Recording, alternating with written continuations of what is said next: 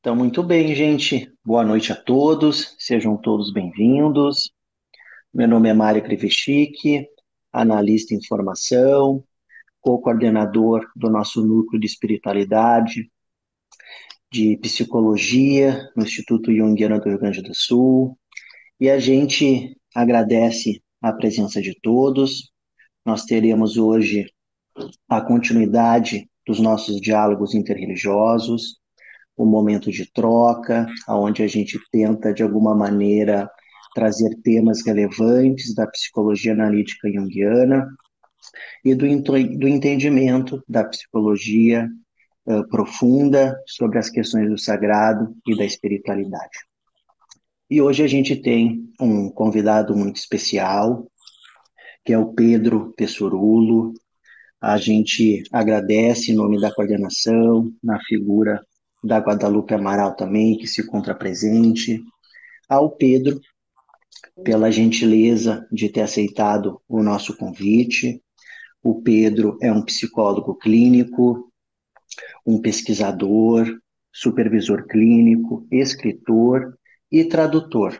O Pedro tem um livro que ele traduziu recentemente, que, na minha opinião, é um dos livros mais importantes que foram lançados em 2025, que é o livro da Toni Wolff, Fundamentos da Psicologia Complexa. Então já fica também o meu agradecimento, Pedro, pela Ela excelente contribuição. mesmo E além de tradutor e escritor, o Pedro também é professor. conhece E a gente vai ter também aqui a presença do Alexandre Fontoura, é um colaborador do Núcleo de Espiritualidade do Instituto Jungiano do Rio Grande do Sul, analista em formação, mestre em História e também é um coautor do livro Jung e as Experiências Anômalas e também um grande pensador que tem contribuído muito com as temáticas de espiritualidade e psicologia analítica junguiana. Então, essa nossa conversa ela vai ter um formato que a gente está construindo desde o mês passado. Tem uma apresentação, né, do Pedro, nosso convidado, que ele vai explicar o tema da nossa conversa hoje, e ele vai depois abrir para um espaço de mediação. Quem vai fazer essa mediação é o Alexandre Fontoura, e a gente vai poder discutir, conversar e aprofundar esse tema tão importante que o Pedro vai nos trazer, e que é uma honra muito grande. Tá bom? Sejam todos bem-vindos, e fica à vontade, Pedro, para poder iniciar. Muito obrigado. Bom, gente, boa noite. É um prazer estar aqui com vocês. Eu agradeço o convite. E, bem, vamos lá, então. Eu vou começar colocando uma notinha de rodapé para contar para vocês como é que eu estudo a psicologia complexa, e aqui já faço a errata do porquê que eu chamo de psicologia complexa e não de psicologia junguiana. E por que eu acho que a gente deveria chamar de psicologia complexa e não de psicologia junguiana.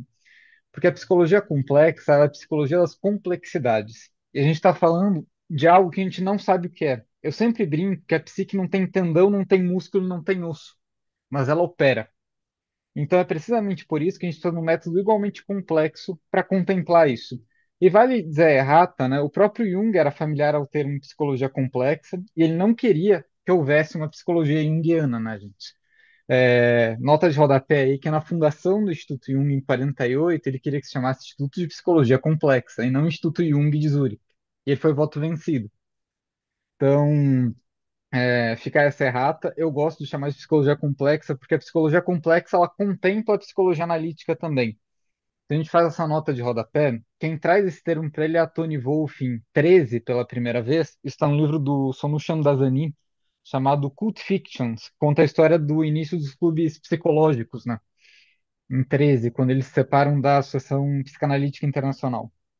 É, e a psicologia complexa, ela vai conjugar duas coisas que são seminais da psicologia de orientação junguiana, ou como a gente quiser chamar, que é a noção de praxis, né? Então a gente tem a coisa que é a prática de consultório, prática dialética, enfim, confronto com o inconsciente, etc., e a prática de pensamento teórico também. e são as duas coisas ao mesmo tempo. Exemplo muito bom do que é psicologia complexa no pensamento que a gente chama de junguiano, as conferências de Eranos. É uma coisa muito pouco lida no pensamento junguiano, inclusive, e tudo que Jung produz de 1933 a 51 ele apresenta lá por primeiro. E isso conta para vocês do modo que eu estudo a psicologia complexa, eu estudo organizando historicamente. Então, eu estou preocupado sempre na primeira versão do texto, onde é que foi publicado a primeira vez, por que está sendo dito assim, para que essa coisa está sendo feita desse jeito. Se a gente pega, por exemplo, nas ditas obras completas junguianas, vocês vão ver que tem vários textos, tem vários prefácios do Jung no início. E para cada prefácio é uma edição do texto. E em cada edição do texto é um texto diferente. Por quê? Porque o Jung ele não tinha um sistema teórico, né, gente? Ele tinha um sistema empírico descritivo. Então era uma obra que mudava com o tempo. Precisamente por isso, por exemplo, ele tem três noções complementares de arquétipo na obra dele, né? 19, 33 e 55. E são três noções diferentes, que falam sobre a mesma coisa, mas três noções diferentes. Instinto inconsciente, arquétipos inconsciente coletivo e depois com a noção de um nos mundos. E assim também é nos símbolos oníricos do processo de individuação, que é a análise dele com Wolfgang Pauli. E aí eu vou contar um pouco da história da análise com Pauli e como é que transcorrem esses atos históricos, né?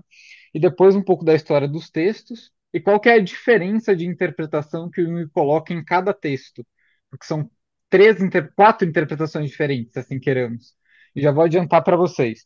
No texto de 35 de Eranos, ele está preocupado com a tensão Oriente e Ocidente, que era o tema de Eranos aquele ano, vale dizer. 36, o Jung vai para Bailey, nos Estados Unidos, para apresentar as conferências de Harvard. E de lá ele vai fazer um seminário convidado pela Eleanor Bertin e pela Christine Mann. São duas junguianas nova-iorquinas, né? São quem fundam o Clube Psicológico de Nova York. E ele vai dar uma palestra lá sobre as determinantes do comportamento humano. E aí ele começa a palestra de 33 falando sobre atenção, consciência e inconsciente no caso do Paulo. Em 37, ele vai para Yale apresentar o que vai virar o Psicologia e Religião. E ele começa as conferências de Nova York, que é do ano seguinte, falando do problema religioso do homem moderno. E aí, em 44, vai virar o texto sobre a alquimia.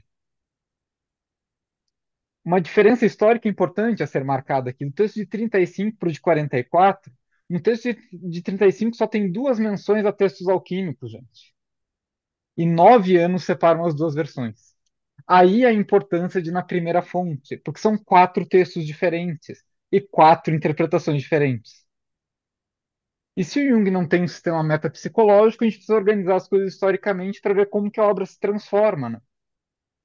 O Jung ele não vai falar de alquimia em 35, a quantia que ele fala em 44, porque ele não tem a quantia de leitura que ele tem alquimia em 44 do que ele tinha em 35. Em 35 ele tinha muito menos. Quer dizer que ele não conhecia a alquimia em 35? Por óbvio que não, ele conhecia. Mas ainda não era um corpo de conhecimento solidificado. E o Jung ele não é um cara que, se a gente acompanha pelas cartas dele, sobretudo, que eu acho muito interessante, ele não é um cara que ele vai produzir coisa de orelhada na gente. E nada no pensamento psicológico complexo é feito como engodo. Então tudo que está ali tem uma noção funcional. Eu vejo que a gente faz uma dissociação muito complicada entre, por exemplo, falar, sei lá, frases que eu já ouvi, que a tipologia não tem nada a ver com alquimia. Mentira. Porque o pensamento junguiano ele é funcionalista e pragmático. Então tudo está interligado. E historicamente as coisas vão estar preocupadas com uma mesma questão, que é a gente entender como que a consciência é o correlato opositor do inconsciente. O Jung é um grande cartógrafo de oposições, e tudo na obra dele vai estar contrapondo e juntando. Qualquer coisa que a gente for ler. A diferença é a chave hermenêutica e heurística que ele está usando para isso. Mas, enfim, isso posto, o Pauli chega no Jung aos 32 anos, em 1932. Tem um livro muito bom de uma pesquisadora sueca chamada Susanne Gieser, que é quem faz a introdução dos símbolos oníricos do processo de individuação, que foi lançado pela Philemon. São as palestras de 36 e 37 do Jung, né? Que é Nova York e Bailey. Bailey, Nova York, aliás. Enfim, e ela tem um livro muito bom chamado The Innermost Kernel. Kernel é a partícula menor que existe do átomo. E ela vai estudar a interlocução entre o Pauli e Jung. E essa é a grande pesquisa da vida dela, né? Enfim, uma das grandes pesquisas da vida dela. Enfim, e aí o que ela vai estar contando pra gente? Que o Pauli chega no Jung com 32 anos, sofrendo de uma desorientação. O Pauli ele foi um dos caras mais jovens a ganhar uma cadeira de física numa universidade europeia. Ele era um gênio. Com 25 anos ele virou patrono de física numa cadeira lá, que eu não vou lembrar de qual universidade é. E ele foi contemporâneo do Heisenberg, do Niels Bohr, do Pascual Jordan, de todos os grandes físicos da época. E ele é um cara que ele desenvolve uma unilateralidade do pensamento. Em um ano, o Pauli ele desenvolve alcoolismo e aí ele casa com uma dançarina de cabaré e a mãe se mata. Essas três coisas acontecem entre 29 e 30 ali na vida do Pauli, mais ou menos, 1929 e 1930. E ele chega no Jung nesse pano de fundo. E o Jung fica com ele durante 20 minutos. E ele fala: puxa, esse cara que tem um pensamento que funciona muito legal. Eu não vou mexer no pensamento dele.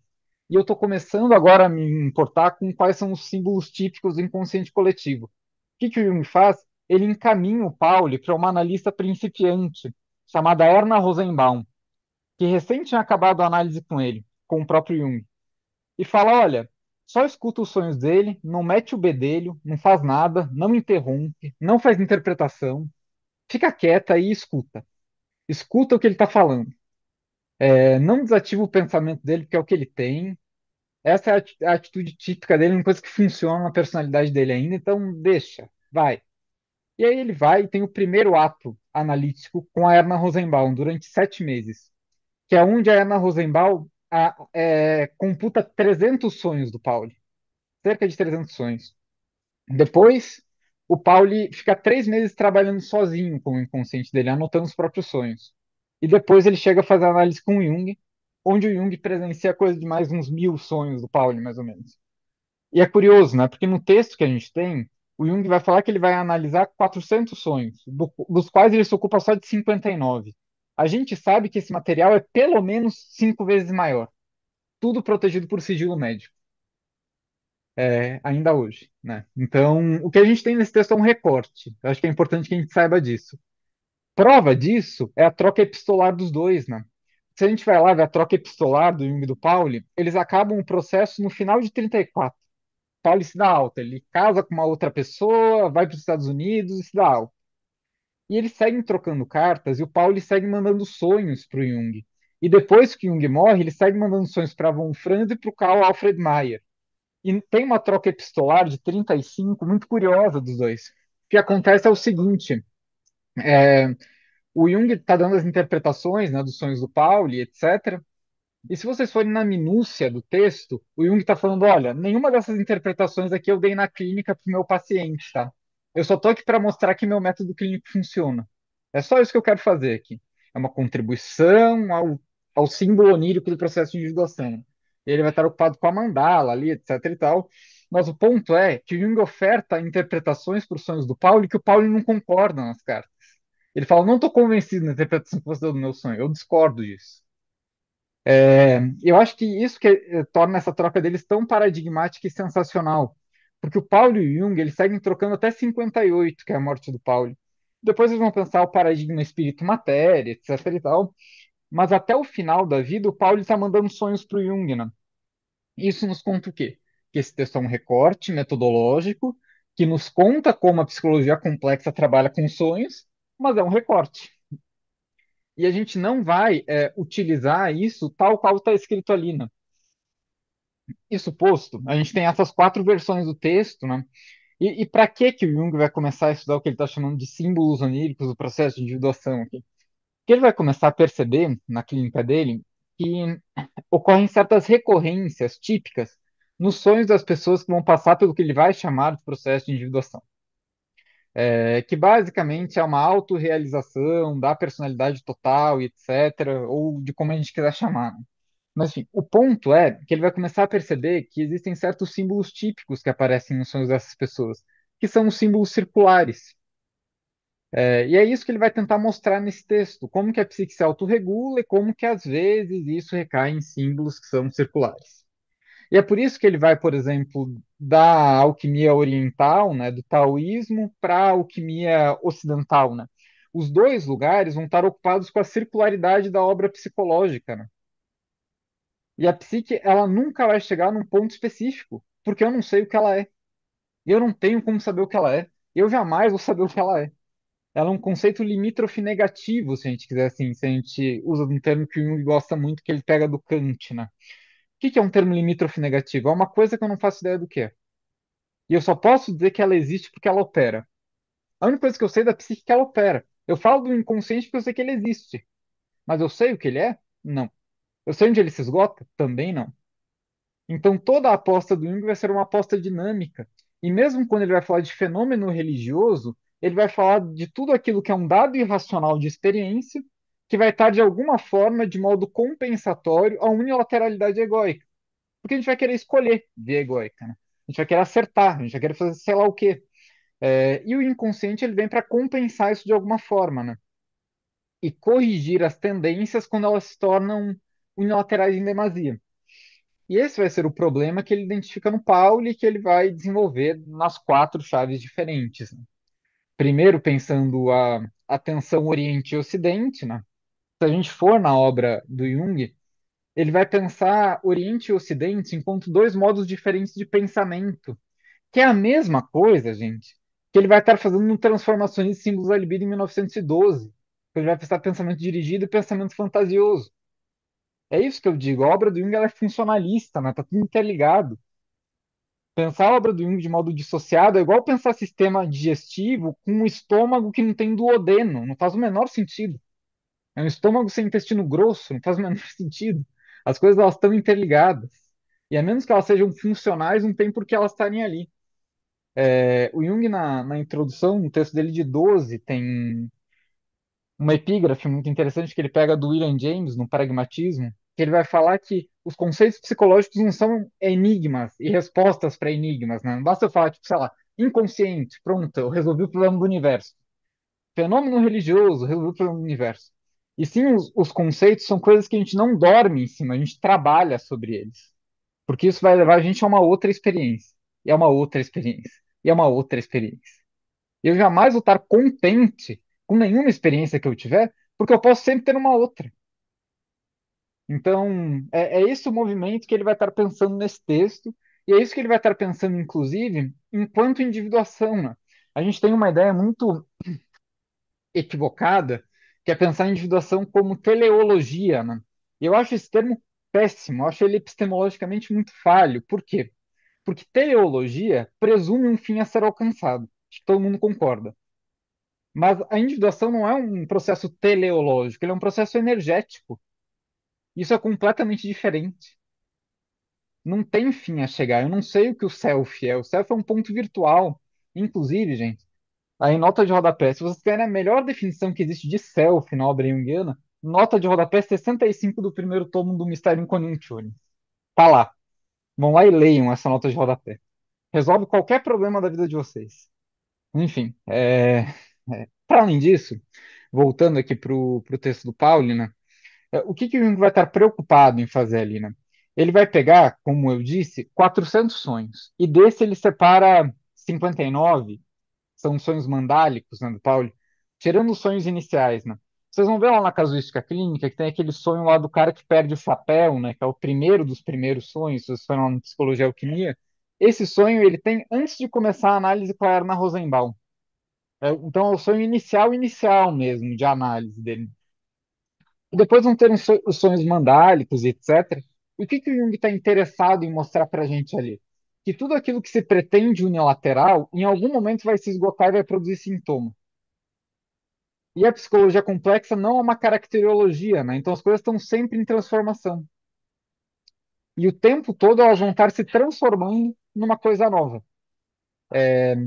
E é precisamente por isso, inclusive, que se vocês forem lerem com atenção, o Jung vai falar, sempre que ele for falar desse caso do Pauli, e eu gosto muito desse caso pela seguinte coisa: ele sempre vai falar, olha, gente, isso aqui é um recorte, e não é nada mais que um recorte.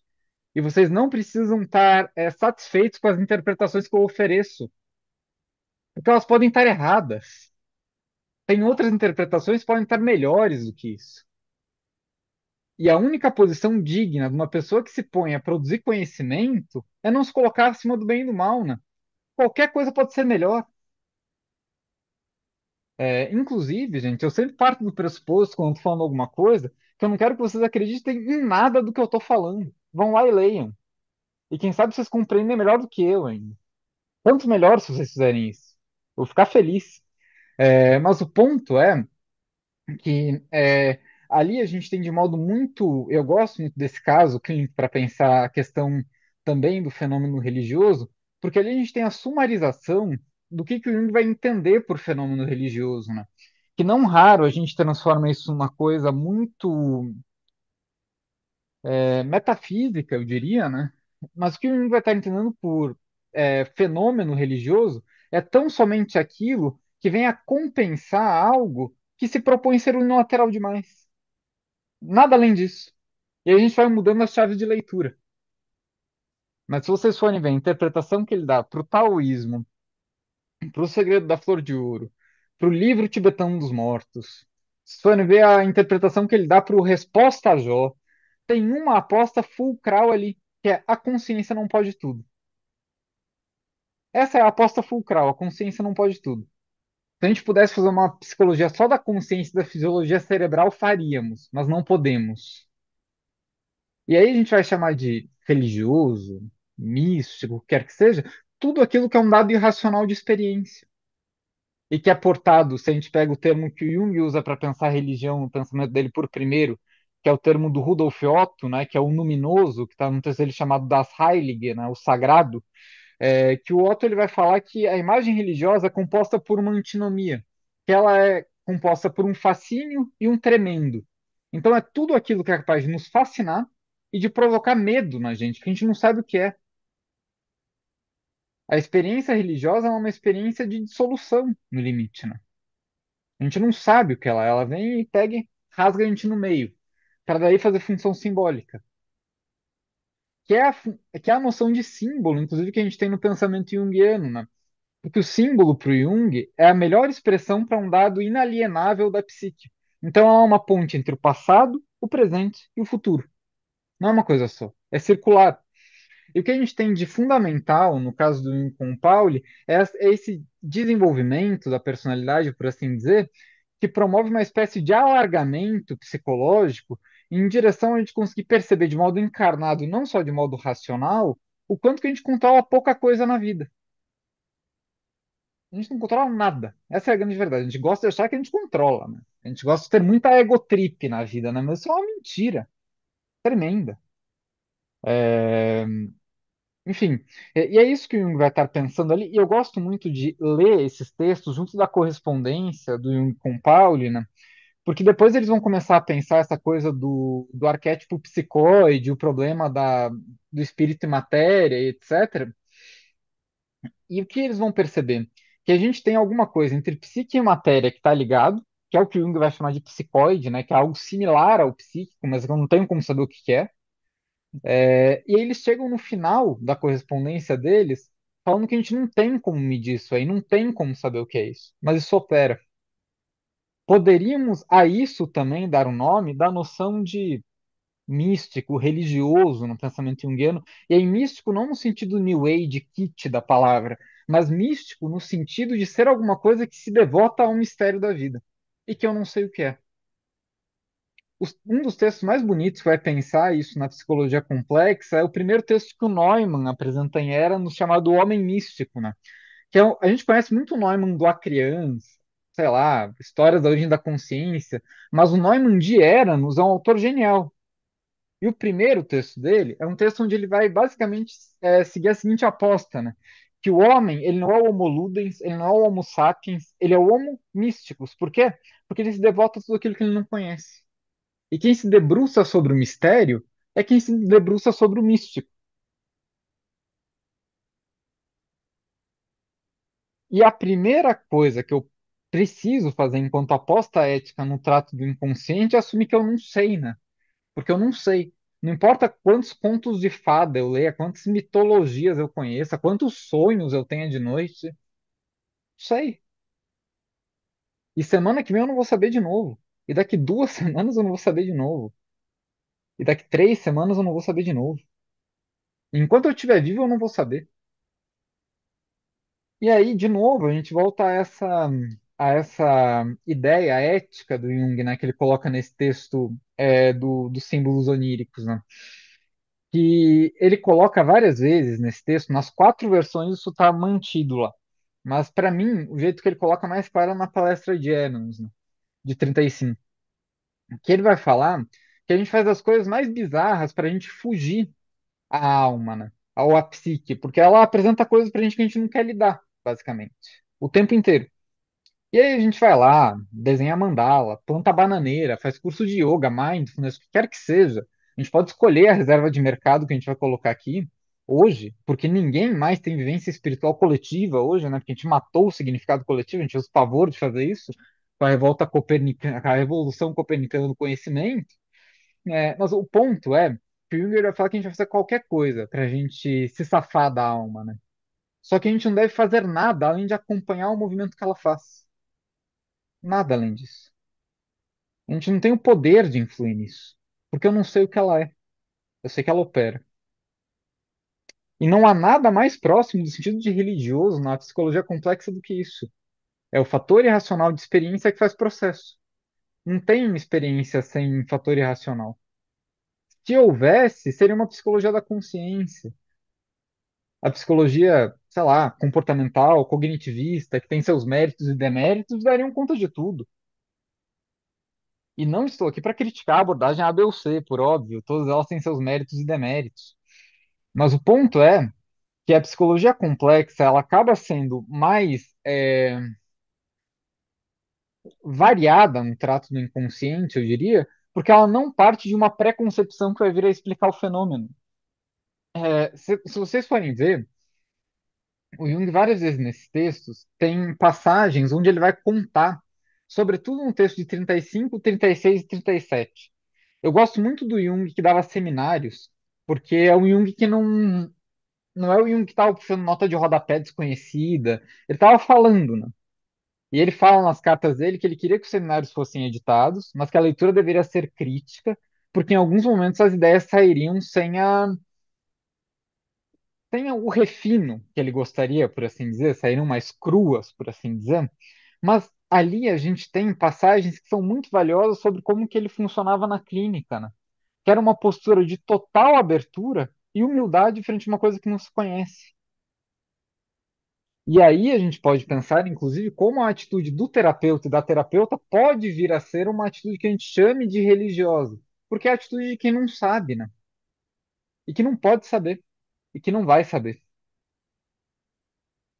Isso tem uma coisa que eu fico convicto todo dia, 30 horas por semana, escutando pessoas no meu consultório, que é o que eu faço da minha vida, é que eu não sei.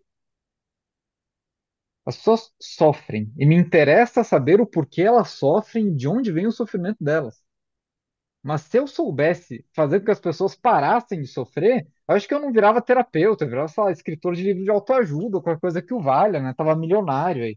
Não tava sofrendo sendo terapeuta diariamente.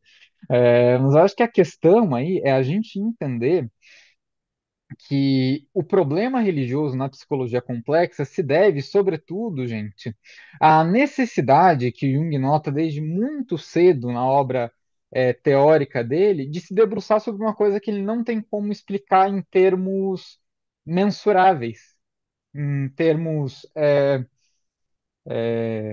palpáveis, por assim dizer, né? Ele vai falar várias vezes, né, que a psicologia se encontra num lugar difícil entre as ciências empíricas, porque o objeto de estudo dela é algo que a gente não consegue pegar na mão, e a gente não tem ponto de Arquimedes externo. Eu não posso subir em cima do ombro do Alexandre para olhar dentro da psique do Mário. É impossível fazer isso. Eu só posso deixar que a psique do Alexandre me conte da psique do Alexandre, porque eu não conheço a psique dele também. E é desse lugar que a gente parte, desse lugar de escuta, de pensamento. E é desse lugar também de teorização, se assim quisermos, a falta de palavra é melhor, mas de organização de ideias, por assim dizer. É desse lugar que a gente está partindo, né? E bom, e aí só dando uma chave de leitura para vocês, que eu acho que fica mais fácil de se organizar. Evidentemente, tudo isso aqui que eu estou falando para vocês é completamente panorâmico. Se vocês tiverem vontade, inclusive, por, porque as pessoas me pediram, no primeiro semestre do ano que vem, nos meus seminários, eu sempre dou seminários, né, semestrais para as pessoas que estudam comigo, eu vou estar me devotando a esse caso do Newton Pauli. A gente vai estudar a palestra de Eranos, a palestra de 36, de 37, de 44 e a troca epistolar deles, que eu acho que é fundamental a gente colocar as coisas uma do lado da outra, né? Mas, enfim, dando uma chave de leitura para vocês aqui, é, se vocês forem pegar o texto de 35, vocês vão ver lá um Jung que ele está preocupado em dar, se vocês forem ler o subtítulo, uma contribuição dos símbolos oníricos do processo de individuação. Então ele basicamente vai estar colocando um monte de imagem circular que se parecem com as imagens dos sonhos do Paulo. É isso que vocês vão ver lá. Imagem circular, sonho do Paulo. E é uma interpretação e uma amplificação simbólica embaixo. No texto de 36, vão ser 7 palestras que ele dá em 36, salvo engano. E aí tem até uma diferença, né? Porque em 36 ele dá essa palestra num clube pequeno, numa casa de veraneio da Eleanor Bertin, né? Então era um comitê pequeno, de 20 pessoas. E lá ele vai estar falando sobre o problema da consciência e do inconsciente, e por que que o homem moderno se separou da natureza, e por que que com isso ele arrumou um pepino gigantesco para a cabeça dele. É basicamente isso que ele vai estar falando ali. E aí ele fala algumas coisinhas sobre a alquimia, sobre a circularidade do processo psicológico. Em 37, ele vai apresentar esse seminário, que é da palestra 7 até a 13, salvo engano, do livro editado pela Fundação Philemon, falando sobre o problema religioso do homem moderno e sobre a alquimia, né? Ele termina falando sobre a alquimia, essa palestra 37. E essa palestra ela é curiosa porque ela não é para esse comitê pequenininho. Ele vai dar essa palestra num hotel de gente rica em Nova York. Então vocês vão ver que a linguagem dele muda. O que ele está propondo ali muda também. Ele fala diferente, tem uma construção diferente de raciocínio. E aí 44 é o texto escrito. E aí a gente tem um monte de nota de rodapé, uma penca de imagens, etc. Mas essa que é a diferença entre esses textos. E nos 4 deles ele vai estar ofertando 4 interpretações diferentes, porque são 4 momentos diferentes da obra dele. Se vocês forem pegar, gente, um exemplo muito bom disso é o Símbolos da Transformação, né, que é o volume 5 das obras coletadas. O texto de 1911 e 12, que saiu no Jahrbuch de Psicanálise, é completamente diferente do texto de 50. Completamente diferente, nada a ver um texto com o outro. Por quê? Porque naquele momento o Jung estava querendo explicar uma coisa, e em 50 ele queria explicar outra. E tem um livro que está no meio, né, dessas coisas que faz com que ele reveja os símbolos da transformação. Está numa nota de rodapé da edição em inglês do volume 5, que ele escreve Transformações e Símbolos da Libido, uma contribuição para a evolução do pensamento, texto de 1911 e 12, que é o texto que faz com que ele rompa de modo definitivo com o Freud, etc e tal, lá lá. E aí o Neumann publica a História da Origem da Consciência em 49. E Jung revê o Transformações e Símbolos da Libido por conta do livro do Neumann. Aí são 2 livros completamente diferentes, separados por 40 anos. É precisamente por isso que a gente não pode ler nada na psicologia complexa de modo deshistorizado, né? Não dá para ler nada deshistorizado, né? Só dá para fazer espantalho de modo sem história, né? Penso eu, porque sem cronologia a gente não organiza nada. Mas o ponto é, e que eu quero que fique com vocês, eu sei que a gente tem um tempo curto aqui hoje, é que a obra da psicologia complexa vai mudar com o tempo. E as interpretações vão mudar com o tempo também, mas a aposta fulcral, ela segue sendo a mesma. Que existe um correlato opositor entre consciência e inconsciente, e o que a gente vai chamar de religioso, místico, quer que seja, é o fator irracional de experiência, que eu não vou ter como explicar. Um sonho que vem no momento de crise, um afeto que invade a pessoa sem ela perceber, uma fantasia espontânea que ela tem sem fazer ideia de onde veio. As manifestações religiosas da psique são tão variadas que eu seria incapaz de enumerar para vocês. E em cada texto do Jung, que ele vai dar dando uma interpretação das coisas, tem 2 palavrinhas antes que são valiosas, né, gente? Se vocês forem lá no Segredo da Flor de Ouro, é um comentário psicológico sobre o segredo da Flor de Ouro. Um comentário psicológico sobre o livro tibetano dos mortos. Um comentário psicológico sobre o livro tibetano da libertação. Quais são as palavras valiosas aí? Um comentário psicológico. São essas 3 palavrinhas que são valiosas. As duas que vão na sequência, né, do adjetivo ali, né, que é comentário psicológico. Então, o que ele está fazendo? Um comentário psicológico. Então, somente isso. É uma visão psicológica sobre esse livro. Uma visão psicológica sobre essa coisa. E a palavrinha que vem antes também é importante, né? Que é um. Então é uma visão, é um comentário psicológico. Poderia ser outro. Se outra pessoa lesse, ia comentar diferente. Inclusive, tem uma vinheta super interessante sobre isso, né? A primeira vez que Jung fala de orientalismo na obra dele é em 1912, no segundo tomo do Transformações e Símbolos da Libido, que ele dá uma interpretação do Rig Veda. É, e aí, no final da década de 20, o Gopi Krishna vai ler esse texto do Jung e vai dar uma espinafrada no Jung, falando que ele não entendeu nada. Esse, para mim, é o espírito da psicologia complexa. É onde a gente está sempre em diálogo e nada é definitivo. É por isso que eu gosto tanto de Eranos no pensamento junguiano. Lá a gente tinha uma verdadeira arena de ideias, gente. As pessoas não concordavam umas com as outras. E nem deveriam. Porque concordância não produz bom pensamento. Tô certo disso, inclusive. Eu quero que vocês mais discordem de mim. Vão lá, tenham leituras diferentes. Não estejam convencidos do que eu falei. Tanto melhor. Mas enfim, mas o espírito desses textos do Jung, dos textos que a gente está se detendo aqui, tal qual de todo o corpo de pensamento dele, são dois, se a gente pudesse elencar aqui de modo mais prático. Primeiro, ele está tentando provar que o que ele faz funciona, né? Então, o que ele está fazendo não é uma coisa que é um mero bibelô. Então, isso tem uma aplicação prática. E se não tivesse aplicação prática, ele não faria. E ele faz isso várias vezes. Se eu estou falando de orientalismo, por exemplo, não é porque eu gosto de orientalismo só. É porque isso tem algum feitio prático e isso me ajuda a entender o problema do homem moderno, que é o problema da unilateralidade da consciência. E que é o homem que ficou sem história. E por isso faz neurose, de passagem. A gente se separou da natureza, é por isso que a gente é neurótico. Se a gente fosse uma goiabeira, a gente não seria neurótico. Se eu fosse uma macieira, eu não seria neurótico. Se eu fosse um cacto, eu não seria neurótico. Se fosse meu cachorro que está deitado aqui no sofá, maravilha. Eu não seria neurótico. A neurose é uma doença do pensamento dirigido.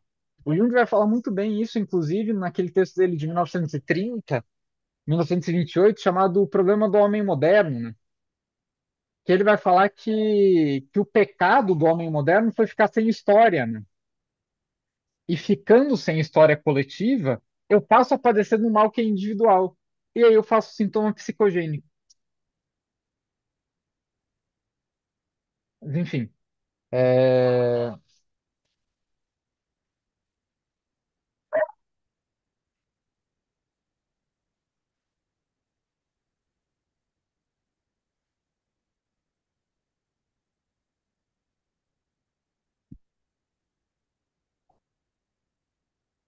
desculpa, gente, meus cachorros.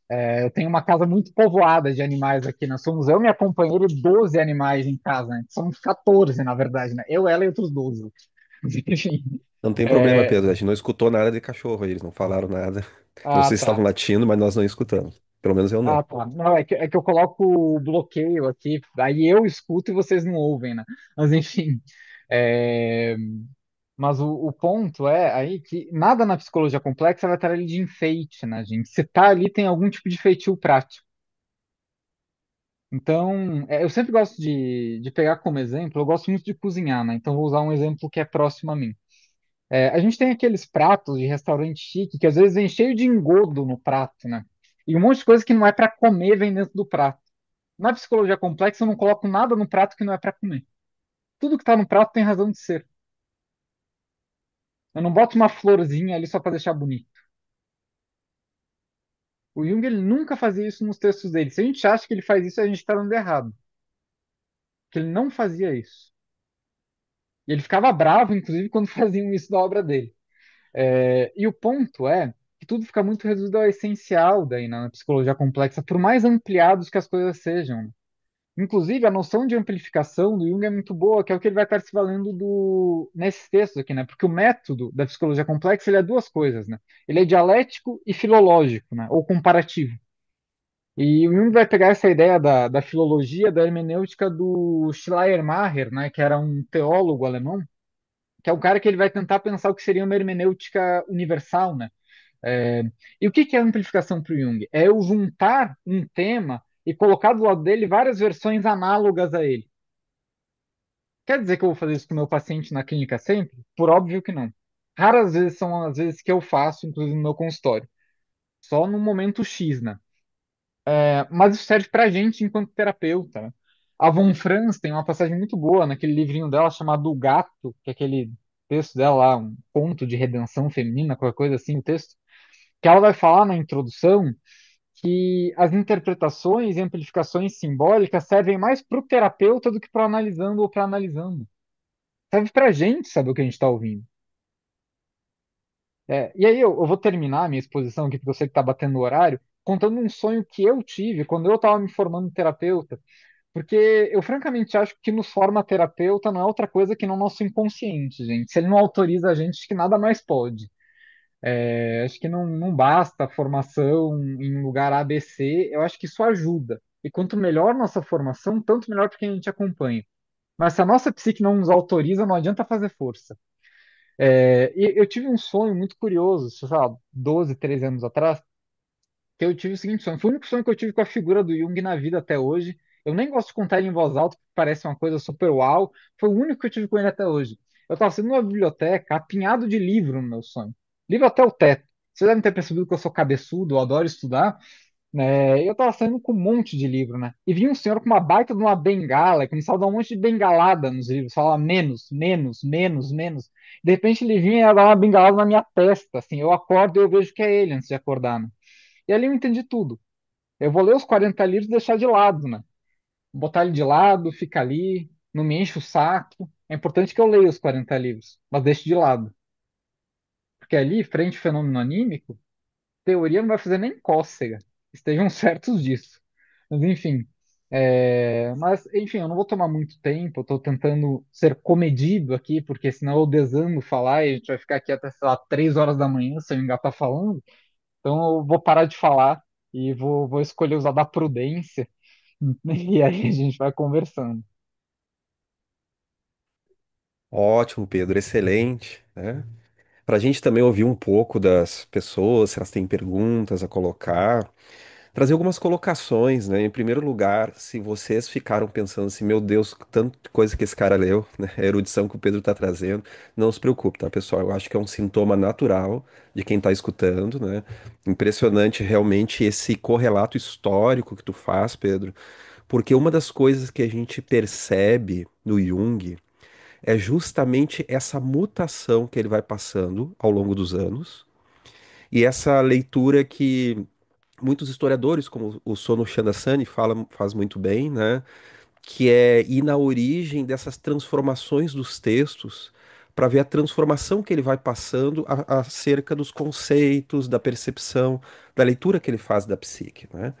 E a gente vê que tem muitos pontos fundamentais da psicologia de Jung, tanto no que diz respeito a todos os aspectos que ele traz, né? Mas se a gente for pensar que é o nosso intuito do nosso grupo aqui, né, de psicologia e espiritualidade, tanto a questão onírica quanto a questão da espiritualidade, nós temos aí um Jung que passa por inúmeras mutações, por transformações, e às vezes a gente vai pegar um texto lá de 1902, de 1909, de 1916 e 19 e a gente fica muito encaixotado naquele Jung, né, Pedro? Muitas vezes a gente fica naquela concepção, principalmente na época que ele estava mais junto de Freud, muito dentro dos estudos psiquiátricos, e não dá conta de uma outra visão que ele vai tendo ao longo dos anos, que muitas vezes é muito mais profunda, muito mais sábia, muito mais completa, mas que muitas vezes a gente não consegue compreender realmente o que ele está nos trazendo,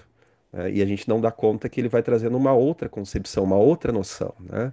Aqui dentro do núcleo, muitas vezes se tem também a própria noção que ele vai trazendo, e foi importante tu trazer aí a correspondência com o Poli, acerca dos fenômenos paranormais, dos sonhos pré-morte, dos sonhos premonitórios, né? Tanto dentro daquilo que o Sono Shanasani fala, né? Que a própria sincronicidade, embora o Jung e Pauli não deixe isso explícito nas cartas, né? Que era uma tentativa de trazer em termos científicos uma noção daquilo que seria a vida após a morte, que foi uma coisa que o Jung não deixou completo, né? O Jung muitas vezes ele vem trazer esse assunto confessando duas coisas. Primeiro é da convicção dele acerca desses fenômenos e da qualidade desses fenômenos, muito diferente de textos anteriores. Só que em segundo ele vai trazer que, embora ele tenha convicção, ele não tem uma hipótese válida, né? Ou seja, ele não tem uma estruturação científica. E isso, né, Pedro, imagino que deve ter encontrado isso em vários assuntos chaves, em vários assuntos polêmicos, em vários aspectos aí, né? Mas algumas coisas que me chamaram a atenção te escutando, né? Eu imagino que esses seminários que tu vai fazer vão ser muito interessantes, porque a gente imagina ali a percepção do Jung em frente à intelectualidade do Poli, aquela mente fantástica, mas ao mesmo tempo muito sofrida, né? Eu não sei se o pessoal aqui sabe, né? Mas o próprio Einstein dizia que o Poli seria o seu sucessor, né? Só que a questão é que o Poli morre 2 anos depois do Einstein, né? Então ele era visto como o grande nome da física que viria aí em diante, né? E aí a gente vai vendo algumas questões. Me chamou muita atenção o que tu trouxe aí, né, Pedro? Trazendo uma noção da psique em que o termo teleológico ele é relativizado na tua colocação, né? Porque o que a gente vê muito do Jung é essa noção do processo de individuação, ele rumar para um sentido. Claro que não é um sentido do ego, é um sentido que nos escapa por completo, que entra bem dentro disso que tu tem falado aí, né?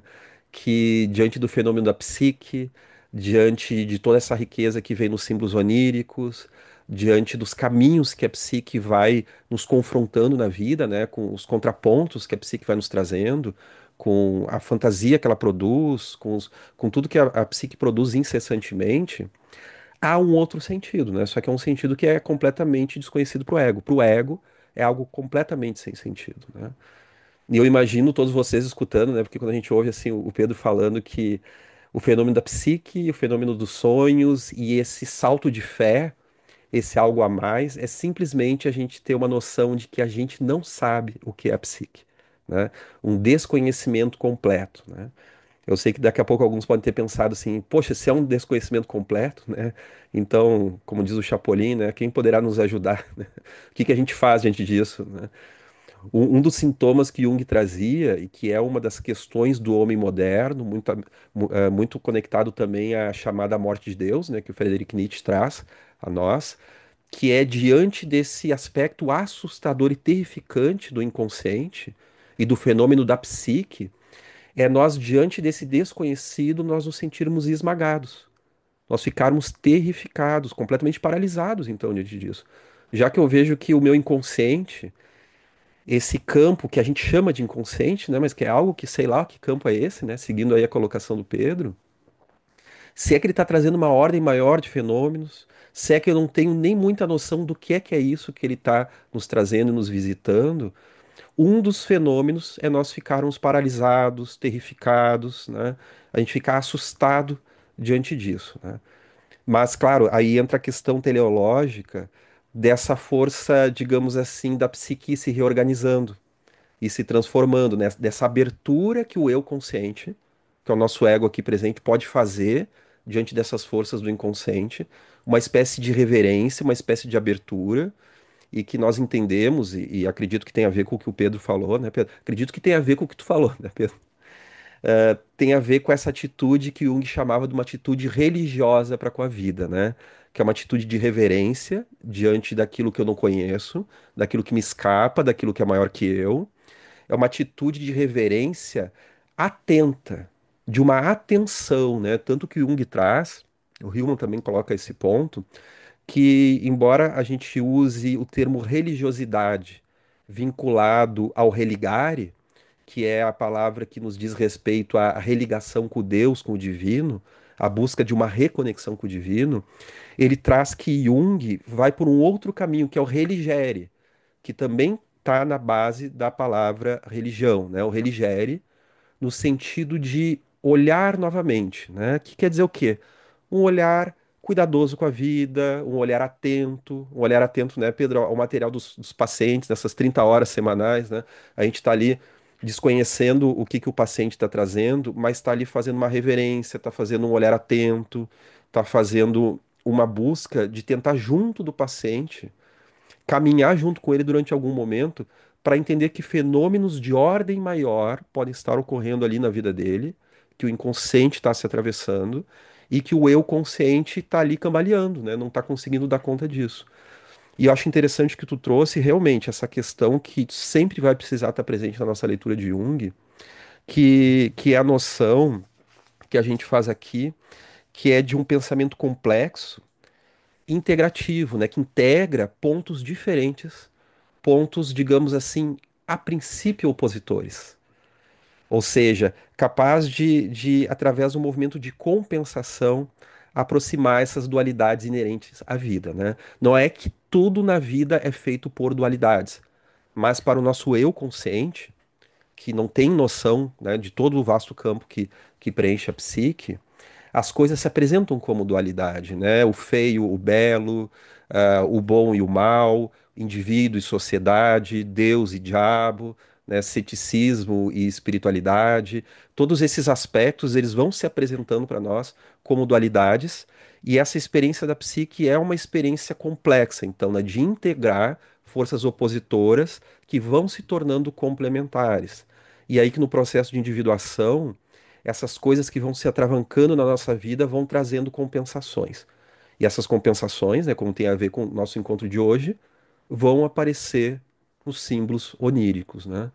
Sabe que antes da gente começar eu fiquei pensando, poxa, o que que eu sonhei essa noite, né? Eu não anotei e eu já esqueci, né? E o Pedro nos brindou aqui com um sonho. Olha só essa natureza compensatória do sonho do Pedro, né? Quando a gente fala compensatório, eu me lembro que uma vez eu ouvi uma colocação muito equivocada acerca do pensamento de Jung, né? Que dizia o seguinte, isso dentro da academia, né? Que a noção compensatória do sonho quer dizer que o eu consciente vai ser sempre compensado. Se você é um intelectual, você vai sonhar com selvageria. Se você é um selvagem, o seu sonho vai ser erudito. Olha só, né? Como se fosse uma compensação assim radical e burra, demente, né? Não tem nada a ver. Eu acho que às vezes até a gente se atrapalha com a palavra compensatória que Jung traz para o fenômeno onírico, né? O compensatório aí é uma visão diferente da visão do ego e que vai corrigir os desvios da visão do ego diante de uma visão mais ampla que está nos faltando. O ego é o eu consciente, né, pessoal? Lembrando disso, né? Então essa visão compensatória vai trazer um contraponto em direção a um outro centro. Que centro é esse, né? Que nos falta? É uma compreensão maior, é uma compreensão mais orgânica desses jogos de forças que estão ali se mostrando. E tu vê, né, Pedro, que belo sonho, que presente esse sonho, né, na tua formatura, tu te tornando aí terapeuta, desses livros que tu vai carregar e esse tomar uma bengalada na cabeça, né? A bengalada que, inclusive, né, é um instrumento de apoio, instrumento do sábio, né, do velho sábio, e instrumento também de apoio, né, pela qual a gente tem esse contato com a realidade, né, que é realmente esse destronar que claro, eu não faço nem ideia, né, Pedro, como é que tu fez depois essa digestão desse sonho, né? Mas um sonho que poderia ser algo corretivo, no sentido de um castigo, ao mesmo tempo, na verdade, é um presente, né? É um presente iniciático, é uma ferida iniciática, né? Porque a gente toma uma paulada, a gente sai ferido, a gente sai machucado, né? E a gente vê então que esses símbolos oníricos que vão se apresentando para o processo de individuação, né, eles vão tomando essa forma, digamos assim, que traz racionalidade, mas também traz muito outros aspectos, né? Traz a intuição, o sentimento, esses aspectos irracionais. Quando Pedro nos traz, né, meus amigos, lembrando que aqui nós temos pessoas mais avançadas na psicologia junguiana e outros que estão chegando pela primeira vez, né? Quando ele nos traz um dado irracional, irracional não é no sentido pejorativo. No sentido irracional quer dizer que não tem lógica nenhuma, não tem sentido, que isso não quer dizer nada. Irracional quer dizer que é algo que não passou pela lógica da nossa consciência. Mas é um fenômeno em si, é um fenômeno pleno que está ali ocorrendo em si. Só que nós não damos conta desse fenômeno. O eu consciente ainda não compreende o que significa aquilo, se é que um dia vai tirar alguma compreensão e algum significado dentro daquilo, né? E aí, conecta, e acredito que seja por isso que tu trouxe, né, Pedro, essa conexão maravilhosa que Jung tem com o pensamento oriental, né? Eu lembro que dentro do meu mestrado eu estudei bastante a questão oriental, né? Foi sobre história do Japão, e antes eu tinha estudado bastante a questão da China, né? E quando a gente lê, por exemplo, os textos taoístas, principalmente quando a gente vai ler aquele grande amigo do Jung, que é o Suzuki Daisetsu Teidaro, né? Que é um dos grandes tradutores do pensamento zen budista para o Ocidente. Também quando a gente vai ler o Marcel Granet, que fala sobre o pensamento chinês, é um ótimo sinólogo, né? Sinólogo é o estudioso da China, né? Nós vamos ver esse pensamento que é chamado do pensamento circular, que vai lidar com compensações, que vai lidar com pesos e contrapesos. Não é um pensamento linear como o pensamento ocidental. Então eu lembro que quando eu me deparei com o Jung pela primeira vez, essa forma dele escrever em que ele vai abrindo um assunto e ele vai abrindo camadas. Daí quando a gente pensa que ele já está falando de outra coisa, ele começa a retomar essas camadas e ele vai fechando as camadas. Ele vai fechando, né? Que eu acredito, na minha interpretação, ser a melhor tentativa de traduzir o pensamento intuitivo num texto linear e racional, né? Porque o texto linear, ele é dado para o pensamento racional, não para o pensamento intuitivo, né? Porque o pensamento intuitivo, ele vê o todo e ele pode colocar aquilo na ordem que ele quiser, porque ele tem esse todo e ele chega numa noção e ele pega uma pincelada dentro desse todo. Essa pincelada dialoga com o todo, com toda aquela noção. Os orientais conseguem fazer isso muito bem, nesse pensamento circular, nesse pensamento diferenciado, né? Não por acaso, dentro da língua japonesa, por exemplo, né, a gente fala do Zen budismo, né, por exemplo, né? Nós temos a noção do Ken, Ken, que tem a ver com corte, com lâmina, com espada, mas também tem o Ken, quer dizer o pensamento racional. E o Zen é esse pensamento sem palavras, é o pensamento sem forma, é o pensamento mais abstrato possível, que traz justamente um tipo de simbolização bastante diferenciada, em que, justamente por isso, os orientais fazem aquele trabalho de nos confundir propositalmente, né? A gente está falando dos koans, que são colocações, que são formas contraditórias, paradoxais, para que a pessoa tenha um insight dentro daquilo. Esse insight que é justamente quebrando essas formas do pensamento racional.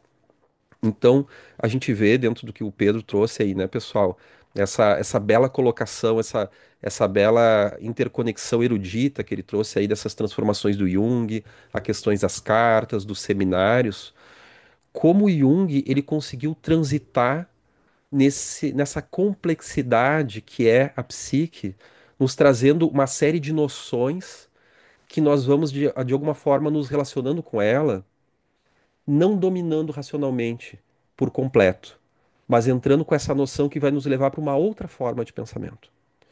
Diante da forma confusa que isso pode parecer, né, vou finalizar aqui a fala, né, eh, lembrando de um paciente que trouxe, né, ontem, me perguntou se eu já tinha visto aquele filme A Chegada, né, vocês já devem ter visto aquele filme A Chegada, vocês já viram, uma ficção científica belíssima, já vi algumas vezes, né, em que os alienígenas precisam se comunicar com as pessoas, eles precisam estabelecer uma forma de linguagem para que possam se entender. Então, todos os países lá tentando entender o que esses alienígenas querem falar, eles estão apavorados porque eles não sabem se até aquela tecnologia superior vem em guerra ou vem em paz. E aí nós temos uma metáfora do inconsciente querendo se comunicar conosco. E diante daquela colocação, o grande insight da linguista que está ali em contato com os alienígenas é perceber que a relação com o tempo que eles têm é completamente diferente da nossa. Que aqueles seres, eles estão em contato com o presente, o passado e o futuro ao mesmo tempo, e que para escrever uma frase, a gente teria que ter uma noção de como ela começa, e de como ela termina, tudo ao mesmo tempo. A frase se dá toda ao mesmo tempo, com início, meio e fim. Ela não é construída linearmente. E que isso ajudaria esses alienígenas a entrar num outro estado de consciência, né? Eu acredito que seja uma ótima metáfora para a gente tentar entender essa outra forma de consciência que Jung vem nos trazer, né? E eu acho muito oportuno o Pedro ter trazido isso através do Wolfgang Pauli, né? Que vai justamente fazer junto com o Jung essa incursão numa outra forma metafórica, uma outra forma de entender o tempo e o espaço e esse fenômeno do inconsciente e como ele vai se manifestando na nossa vida com esses símbolos de transformação, né? Porque os símbolos oníricos, né, meus amigos, não é para que a gente acorde somente curioso com aquilo e tentar entender se a gente vai ganhar na loteria, o que que vai acontecer da nossa vida a partir dali, né?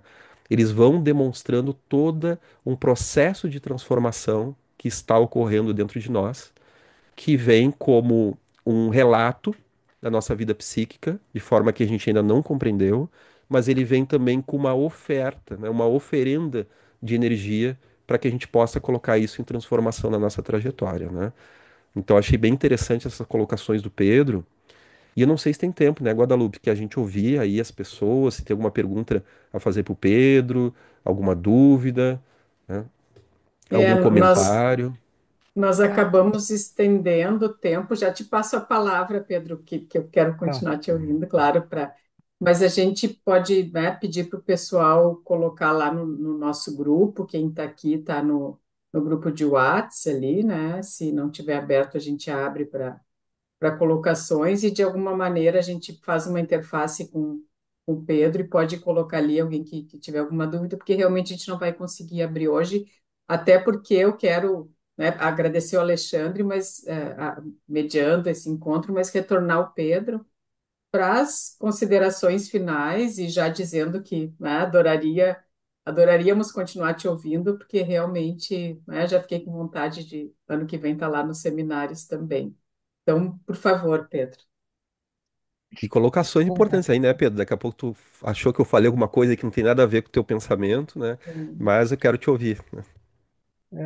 não, eu agradeço tanto a ti quanto a Guadalupe, Alexandre. É, sabe que eu vou colocar só duas coisas, vou tentar ser breve, porque senão eu vou abrir uma digressão muito longa aqui. Então, eu vou só enumerar duas coisas aqui, daí eu vou parar de falar e vou me fazer econômico. Mas a primeira coisa é que o próprio Jung abandona a noção de teleologia, né?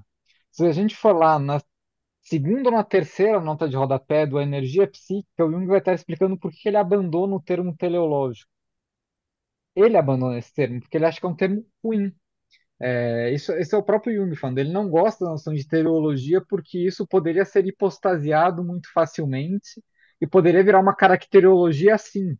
Poderia virar uma coisa estanque muito fácil. Então, ele vai fazer essa colocação e na outra rodapé ele fala preferir o termo finalista e depois ele vai trocar pelo termo energeticista. Então, isso é uma troca de termos que a gente tem na obra dele. E a segunda coisa que você estava falando sobre o Suzuki, né, é curioso porque aí tem uma curiosidade, que é a seguinte: o texto do Suzuki é o segundo texto, o prefácio que ele faz para a aula do Suzuki é o segundo texto que chega dele em português, gente. O Jung ele chega primeiro com um texto, uma revista chamada Acta Siba sobre os sonhos, que é uma revista de laboratório, tipo laboratório de tirar sangue mesmo, gente. Ele tem um texto lá sobre sonho, em 48, no Brasil. Aí em 59 chega o texto do Suzuki e depois chega o texto dele sobre OVNI. E aí a gente vê como é que o Jung é mal estudado, né? Primeiro chega um texto sobre sonho, depois um prefácio a um texto budista e depois um texto sobre OVNI. As editoras não são amigas dele, claramente, assim. Não sei se tem uma filigrana curiosa, né? Porque o Jung, na década de 50, 49, 50, aí vou fechar minha fala, é, e aí explica o porquê que eu estudo Jung historicamente, tá? Quem sumarizou essa coisa de como é que o Jung chegou no Brasil é um amigo meu aqui de Curitiba, um dos junguianos que eu mais admiro, que é o Armando de Oliveira e Silva, e ele tem um texto chamado Curiosidades Junguianas, uma série de seminários que ele apresenta na Federal do Paraná aqui. Ele é um sujeito inteligentíssimo, além de um amigo muito querido meu, e foi ele que fez essa sumarização, né, do Jung em português. E por que que eu estudo Jung historicamente? Porque o Jung, em 49, ele tinha uma editora na Alemanha, em Zurique, que era a Rascher, né? A Rascher Verlag. E o que acontece? Ele começa a falar com os editores, falando: Meu, publica minha obra cronologicamente, por favor, porque o Jung tem poucos livros publicados em vida, livros, gente. Ele tem o Transformações em Símbolos da Libido, Tipos Psicológicos, ele vai publicar os dois tomos do Mysterium, o Aion, o Resposta a Jó em vida, mas não muito mais coisa do que isso. O resto são textos esparsos. Ele fala, organiza cronologicamente, senão não vai dar para entender. E a resposta da editora é: eu vou organizar como eu quiser, porque eu preciso ter reserva de mercado para vender os textos. E aí ele fala: então você faz o que você quiser, e eu estou me retirando. E é por isso que eu estudo a obra historicamente, porque era o desejo do próprio. E não existe pensamento deshistorizado, porque só Deus nasce de coxa, de espuma do mar e de raio. Ideia tem história e contexto. É até o Nada que surge do nada. até o que o Sodo quer fazer, né? Justamente Sim, uma relançar os textos em ordem cronológica, né? e não só, a gente tem outros historiadores e historiadoras sensacionais da psicologia complexa que a gente não conhece. Tem um sujeito italiano chamado Giovanni Sorgi, que é um cara interessantíssimo, que ele tem a melhor tese de doutorado sobre a relação do Jung com os anos 30, para desmentir toda a picuinha do Jung com o nazismo e etc e tal. Um texto sensacional, de umas 400 páginas, uma tese de doutoramento. Aí também tem a Gaia Domenici, que foi uma orientanda do Sonu, que tem um texto interessantíssimo comparando o Zaratustra do Nietzsche com o Livro Vermelho, que é um texto interessantíssimo, que ela faz uma interpretação nietzschiana do Livro Vermelho e uma interpretação junguiana do Zaratustra. É um baita texto dela. É, Aí também tem o Ricardo Bernardini, que é o presidente da Fundação Eranos, tem uma pesquisa sensacional sobre como é que a comunidade de Eranos formou o pensamento psicológico complexo depois dos anos 30. Então, assim, a gente tem muita coisa aí, gente, para estudar. E sem organizar historicamente fica muito mais difícil. Não sei se muito mais difícil, mas acho que fica muito mais parcial estudar de modo deshistorizado, né? Que aí eu posso pegar um texto aqui, um texto ali, um texto ali, eu monto um espantalho qualquer de qualquer coisa e pronto. E vou para a vida, né? Para mim isso não presta. Eu acho que é uma manobra muito desonesta intelectualmente fazer isso. Mas enfim, vou me fazer econômico aqui. Se vocês tiverem mais dúvidas, questões, inquietações, discordâncias, poucas coisas me deixam tão feliz quanto gente discordando de mim. Eu acho maravilhoso. Então discordem, por favor. Mas enfim, eu me coloco aberto. O Mário tem meu contato, presumo que a Guadalupe e o Alexandre também devem ter fácil meu contato. No material que eu mandei para vocês lerem, é um material que está em primeira mão ainda, que é a organização desse inventário, né, desses textos. Tem meu contato e tem meu e-mail lá também, então fiquem super à vontade, tá? E agradeço de novo o convite e a acolhida, por óbvio. A gente, né, volta, eu, em nome do núcleo, te agradecer muito, muito interessante, nos deixa essa vontade de realmente continuar te ouvindo, continuar ouvindo o Alexandre fazendo essa mediação, né? A gente está experimentando aí alguns formatos, e é uma pena que hoje, né, eu, como coordenadora aqui, vou precisar encerrar e não abrir para perguntas, mas já que o Pedro também, depois de eu, né, insinuar, enfim, abertamente, ele está aberto a responder, fiquem à vontade lá no nosso grupo de WhatsApp, que a gente faz chegar até ele e aí, no momento oportuno, dentro do possível, o Pedro nos retorna. O material deve estar com o Mário, a gente, né, depois passa para vocês, tá, o que o Pedro trouxe. E é isso, né, gente? Vamos agora reproduzir nas nossas vidas aí essas leituras no sentido de correr atrás, né? Porque realmente tem muita coisa ainda para a gente olhar em relação ao Jung. Então é isso aí, vai ficar gravado. Obrigada a todos que estiveram aqui, obrigada Pedro, Alexandre, Mário também pela participação. Foi um grande prazer te ouvir, Pedro. Até mais, gente. Então, uma boa noite a todos. Obrigado, Pedro. Obrigado, pessoal. Até a próxima. Noite.